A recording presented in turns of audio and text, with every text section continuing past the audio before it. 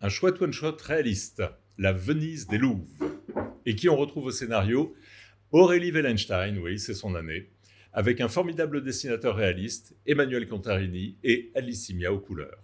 Et donc, après Equinox et Chevaux de foudre, c'est cette fois dans un one-shot plus adulte qu'on retrouve notre scénariste. Une histoire très étrange, dans un des plus beaux décors du monde, une Venise fantasmée et fantasmatique.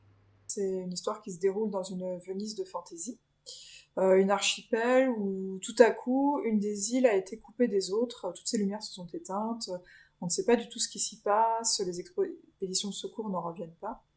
En revanche, la nuit, il y a des gondoliers qui en viennent, qui en arrivent, et qui passent dans les canaux de l'archipel en extorquant des impôts exorbitants aux habitants, et si les habitants ne s'y soumettent pas, quelques jours plus tard a lieu un attentat dans leur quartier.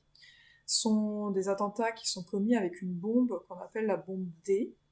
La bombe D, elle a des effets complètement surréalistes. C'est D pour dispersion, distorsion, démence et dévoration. Notre personnage principal, il s'appelle Renzo. C'est un pianiste et il a perdu son bras suite à un attentat sur un marché. Son bras a été effacé par la bombe. Pendant des mois, il est resté chez lui, recroquevillé dans son lit avec ses chats.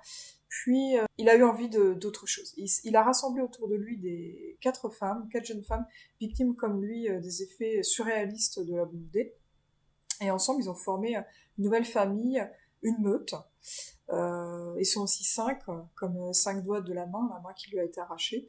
Et en fait, ils vont revêtir des masques de loup dans l'objectif d'aller chercher vengeance, revanche sur l'île des gondoliers, et aussi en quête de sens. Cette BD, au niveau des thématiques, elle va parler de la vengeance, mais pas que.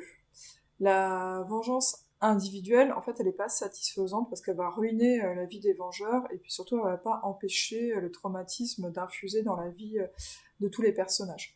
Donc cette BD, elle va aussi parler du masque. Le masque et du rôle que chacun peut jouer, investir, ce petit théâtre que chacun d'entre eux va édifier pour survivre. L'histoire va les démasquer. C'est-à-dire que l'histoire va les amener les personnages à baisser le masque, à ôter le masque, et à montrer que finalement, ils s'étaient donné le rôle de vengeurs, de loups, de prédateurs, mais qui sont absolument pas dans l'attaque, ils sont dans la survie. Et le message de cette histoire, c'est-à-dire qu'on va baisser le masque finalement pour révéler sa blessure, mais aussi pour pouvoir guérir.